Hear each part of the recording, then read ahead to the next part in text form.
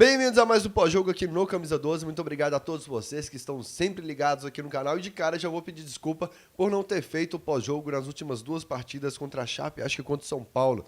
Como vocês estão vendo aqui, quem assiste ao Alterosa Esporte e quem ouve a Rádio da Massa também, sabe que a voz não estava legal esses dias. O Dadá vai ter que voltar de férias um dia antes, porque a voz sumiu total. E era para eu estar cuidando, mas o pagode não deixa. Mas enfim, aí eu tive que poupar a voz um pouquinho, segurar a onda. Mas agora vamos seguir o barco aqui com o canal. Normalmente, clique em curtir, inscreva-se aqui. E galera, fica ligado em tudo que essa turma tá aprontando aqui. Eu não vou citar o nome de todo mundo aqui, porque eu posso esquecer alguém. Mas dar as boas-vindas aqui ao Maiquinho, que chegou no Camisa 12, tá fazendo um trabalho legal. Tem um Marquinhos e um Maiquinho. E tem um Breninho, enfim, tem todo mundo com I aí. Tem o Tubarão, que tá participando muito. O Peludão, todo mundo participando muito do canal. Um grande beijo, abraço para todo mundo. Falar sobre Fortaleza e Atlético, agora 2-2, repetindo o placar do primeiro turno aqui no Independência.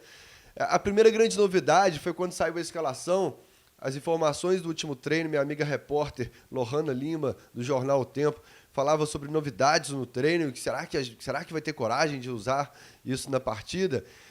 Por exemplo, o Patrick na lateral esquerda. Existem discursos que correm na arquibancada que falam assim, não tem que ouvir torcedor não sabe nada. É interessante como a torcida pede por muito tempo coisas que são sempre as últimas a serem testadas. Aí, como, por exemplo, a gente falava, olha, do jeito que o Fábio Santos está jogando, já que o Lucas Hernandes ainda não emplacou e o Hulk não foi bem quando entrou, por que não colocar o Patrick na esquerda, já que o Patrick não decepcionou contra o Santos, contra o Flamengo no primeiro turno. Santos foi 0-0 Copa do Brasil aqui. E o Hulk e acho que contra o Flamengo também, que ele entra aqui na lateral esquerda. Ele vibrava muito, o Guga na direita. E aí ele testa isso, né? O Patrick na lateral esquerda e o Guga na lateral direita. Não dá pra gente avaliar se seria uma atuação melhor que a do Fábio Santos, que o Fábio Santos lembrou até aquele tempo do Erle. Que os caras substituíram o Erle e ia pra seleção, machucava, era vendido, e o Erle estava lá intocável no time. Enfim, quis o destino que o Fábio Santos voltasse após a lesão do Guga e fizesse o Patrick e o Fábio Santos fizessem os gols da vitória. Então o Patrick não dá para avaliar na esquerda se teria sido melhor que o Fábio. Difícil não ser melhor que o Fábio ali na esquerda na atual situação.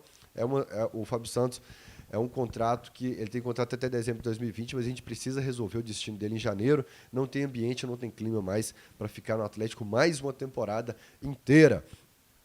E o Zé Wellison foi no meio para segurar, para colocar o Elias no banco, que também não dá para o Elias encerrar o contrato dele no Atlético, participando das últimas partidas do jeito que está também. Essa situação já está definida, então a gente não precisa mais espernear, gritar, xingar Elias, está definida a situação. E aí a grande surpresa mesmo assim foi o Davi Terans, que esteve ao lado do Giovani nessa linha à frente dos volantes. E é curioso, né? A gente voltou para o esquema de dois zagueiros, não tem zagueiro improvisado de volante, o Hever, vou falar do Hever já, volta ali para a linha à frente, para fazer a dupla de zaga com o Igor Rabelo, o Zé Wellison e o Natan, a gente vai falar da substituição do Natan, e o Terans e o Giovani. O Giovani, eu já falei em alguns vídeos, falei na live do Camisa 12, também lá na Rádio da Massa, toda quarta-feira, 8 horas da noite, ao vivo aqui no canal e na Rádio da Massa também. Foi minha grande decepção no ano, porque eu achei que era um jogador que faltava, que ia para cima, que driblava, que chutava, e o Giovani realmente não consegue render. Foi minha grande decepção, achei que era um canhotinho que ia cortar para dentro ali para finalizar. Muito mal, os números do Giovani não justificam qualquer chance de renovação, a não ser que tenha aquelas cláusulas de bateu tantas partidas, tantos jogos, se depender de gols e assistências não tem chance, porque ele não consegue, a cláusula não tinha né? Não é possível. Mas o Giovani muito mal, mas ele optou por Giovani, e muita gente queria ver o Giovani desde o começo da partida. Ele fez só 3 jogos, desde que chegou no Galo, 3 jogos que ele fez mais de 90 minutos. Um foi logo de cara e os outros 2 com o andar da carruagem aí, com os outros jogos que vieram. Pouco demais, não consegue ficar em campo os 90 minutos. E eu já vou falar da expulsão dele, então. A gente não sabe se aguentaria ficar em campo os 90 minutos, mas uma expulsão extremamente infantil e é algo que tem se repetido no Atlético, essas expulsões que dá para evitar. O clube multa, tem um valor até alto por cartão vermelho que dava para você evitar, que foi desnecessário, é um valor alto. Eu não acho que o jogador colocaria na reta ali para perder tanto dinheiro assim, mas parece uma infantilidade, uma falta de um equilíbrio, sabe, parece que mostra a cara do time, parece que mostra como não é equilíbrio, mas assim, como o time está se blindando na cabeça, não tem essa estrutura assim para aguentar esse momento de pressão, e o Giovani deixando o time aí logo nos primeiros segundos do segundo tempo, nos primeiros minutos do segundo tempo, em maus lençóis. Deveria ter sido ele o cara a ser substituído no intervalo, quando sai o Natan e entra o Bruninho. Não deu para entender muito essa substituição, porque o Natan vem bem nos últimos jogos, já bem adiantada a renovação com o Atlético, vem bem nos últimos jogos, e a renovação, se deve renovar ou não, a gente vai discutir numa outra situação, mas não deu para entender o que o Wagner Mancini queria com posicionamento e funcionamento do time. E aí não dá para avaliar como ficou o time com essa mudança também, porque logo, em poucos segundos, você já perde um jogador. O que o Wagner Mancini tinha pensado com a nova formação já caiu por terra ali, com a expulsão do Giovani, que ia desfalque o próximo jogo, graças a Deus. E no outro lado, Davi Terans. Gente, eu vou pedir licença para vocês enquanto eu vou falando aqui do Davi Terans, porque eu tenho minhas planilhinhas, eu tinha que ter feito isso antes do vídeo, mas não tinha pensado que eu ia precisar. Eu tenho aqui uma planilha de minutos da temporada. Eu não vou virar a câmera que eu estou sozinho aqui. Vamos lá, Davi Terans está aqui. Tem 660 minutos na temporada. No Campeonato Brasileiro, o Davi Terans tinha 22 minutos até agora. Ele jogou no Campeonato Mineiro 602 minutos, na Libertadores 26 minutos, na Copa Sul-Americana 10 minutos.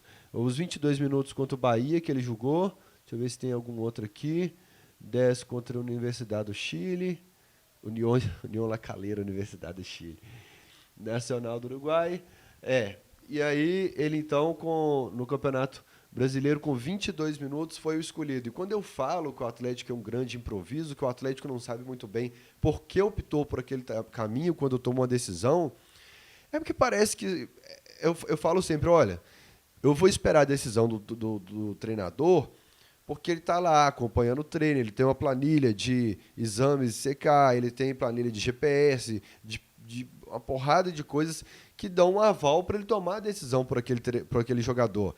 Mas a gente está na 30ª rodada, 30ª, Chapecoense foi a 29ª. O jogador fez 22 minutos. Ele entrar em campo, vamos dizer que ele arrebentou nos treinos das últimas 2 semanas, para justificar. Mas não dá, cara. Sabe, a gente tenta não acreditar em teoria Teoria de quê, velho? Eu tô sem dormir, tava pro pagode. Essa teoria aí de perseguição. Esqueci. Mas não dá, velho. Sabe, é um grande improviso o Atlético, sabe? Aí eu vou falar por quê. E vou fazer a análise inversa agora. O ideal, o certo, seria o quê? Utilizar o Marquinhos. Como que o Marquinhos subiu pro profissional do Atlético? O Marquinhos estava arregaçando, destruindo no Sub-20. O Sub-20 ganhou o Campeonato Mineiro com o pé nas costas.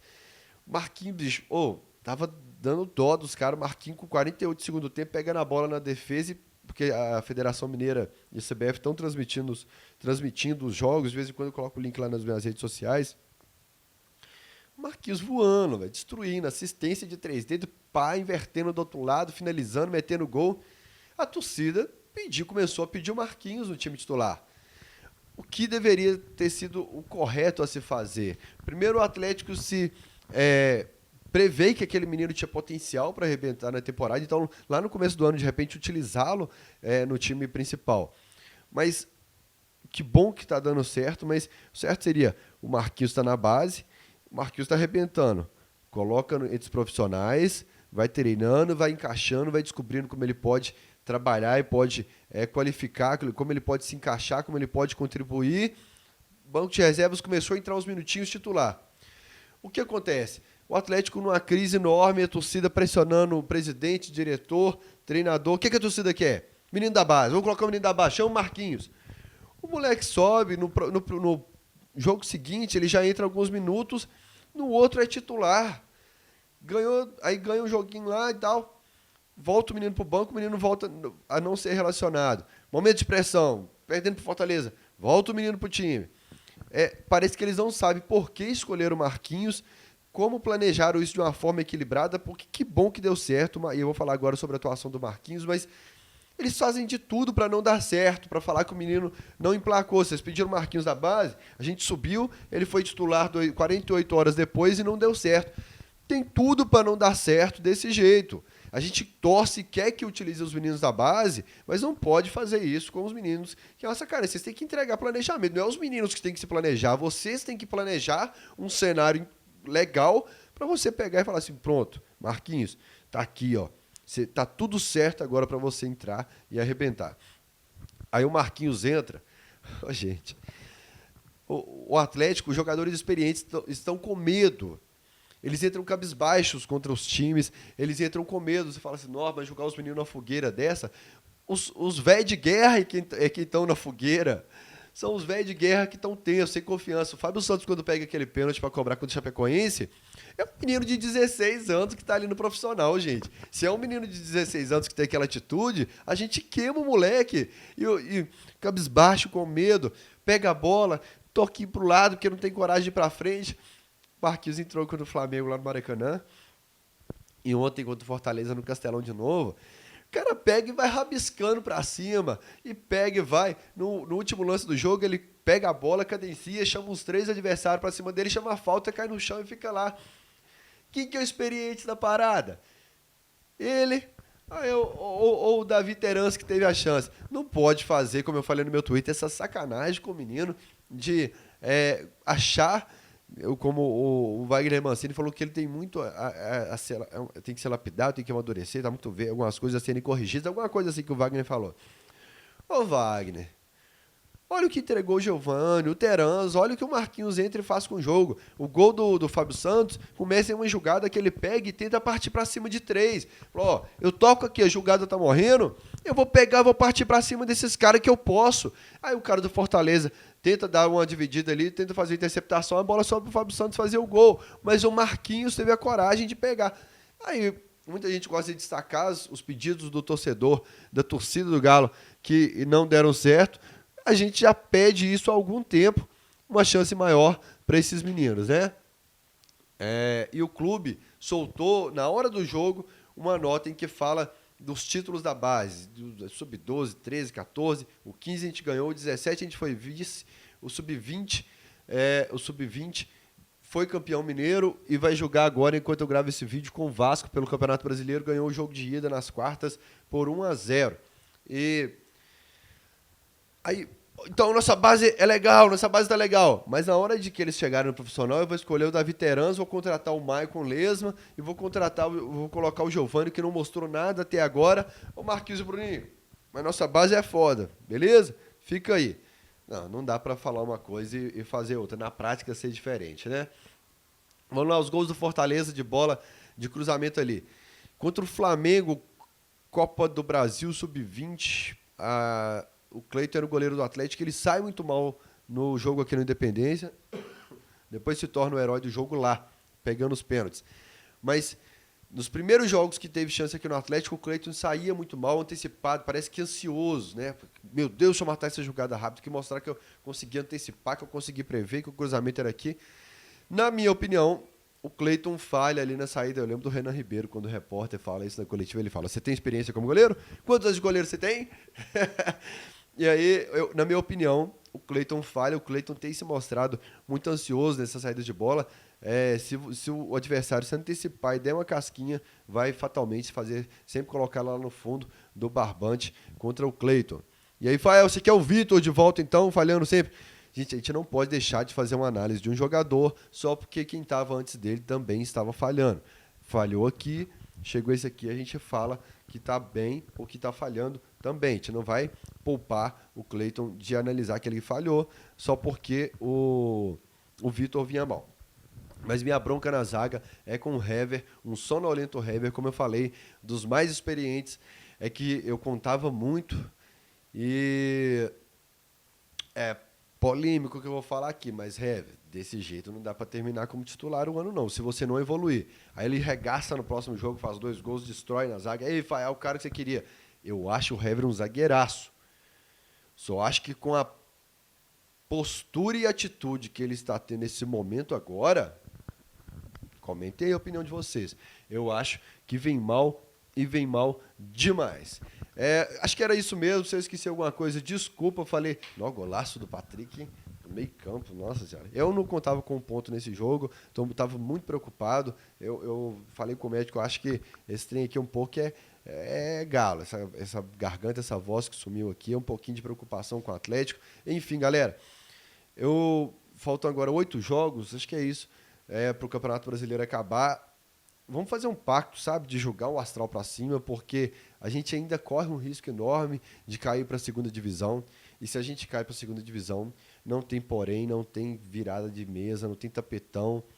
O Atlético não consegue evitar sacanagem de juiz. Você acha que a gente vai conseguir um tapetão? Nem quero também, que isso é feio pra cacete. Mas vamos... Não estou falando parar de bater na diretoria, não é disso que se trata. Inclusive, tem que destacar a quantidade de erros do Wagner Mancini nesse jogo, que mostra que a torcida estava certa novamente. O Wagner Mancini não era treinador para o Atlético nesse período final.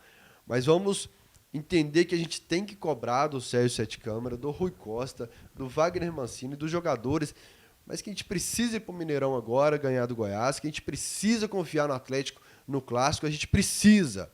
Não é eles merecem ou não, a gente precisa, porque se trata da permanência do Atlético e queda hoje ela é muito mais prejudicial do que em 2005.